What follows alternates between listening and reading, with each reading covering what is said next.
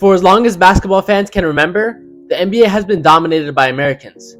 The GOATs of this league, Jordan, LeBron, Kobe, and Kareem, were all American. We look at the Olympics when NBA players were first allowed to play in 1992, and the United States dominated. In this modern basketball world, however, we're seeing the emergence of foreign basketball. The past 5 NBA MVPs are all from countries outside of the United States. The last time the US won the FIBA World Cup was 2014, and the Olympics have been questionable for the US for the past couple years.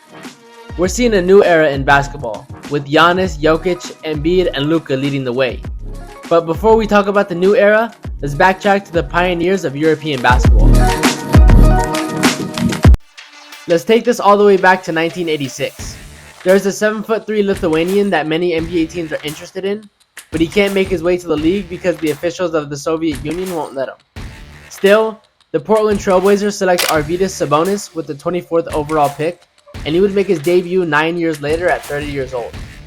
Before this point, Sabonis had won 2 gold medals, a bronze medal, and MVP awards in the EuroLeague and Spanish League.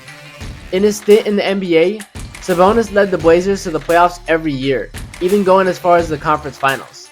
He never made an all-star team. You can ask any of his peers and they'll only tell you good things about him. About Sabonis in a breath that you can't understand. Clearly he was one of the most dominant players in the world. What I loved about him is he always put a little flair on his passes. It wasn't just a simple pass. It was a hook around pass. Hooks it to Smith and he lays it in! And then he give you the wink like, told you. Yeah, well, first of all, I agree. I think we didn't see him in his prime. But what we saw was still something pretty special. The NBA got Sabonis out of his prime, and that started a new generation of European stars entering the NBA.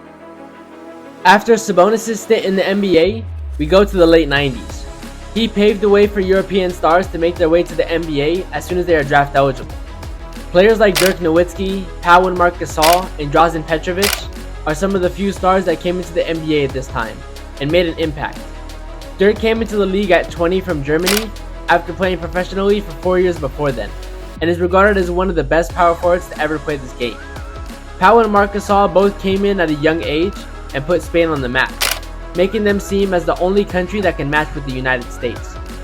Drazen Petrovic was a great scorer that dominated in international competition and had a good couple seasons in the NBA. Seeing these European players play back in the day influenced what we see in the NBA today. I've noticed why these players make such an impact when they get to the NBA. Luka Doncic signed with Real Madrid at 13 years old. Giannis Antetokounmpo started professionally at 16. Nikola Jokic started professionally at 17. All of these European guys are starting to play professionally at a super young age. They're not focused with school or working or anything of that sort that American kids are worried about. For these kids, it's eat, sleep, basketball, and repeat. And now that there's an easy gateway to the NBA from overseas, we're seeing 20-year-olds like Victor Wembanyama dominate as soon as they get to the league. Sooner or later, this league is going to be dominated by Europeans, and I can't wait to see it. I can also explain why international competition is getting more competitive as the years progress.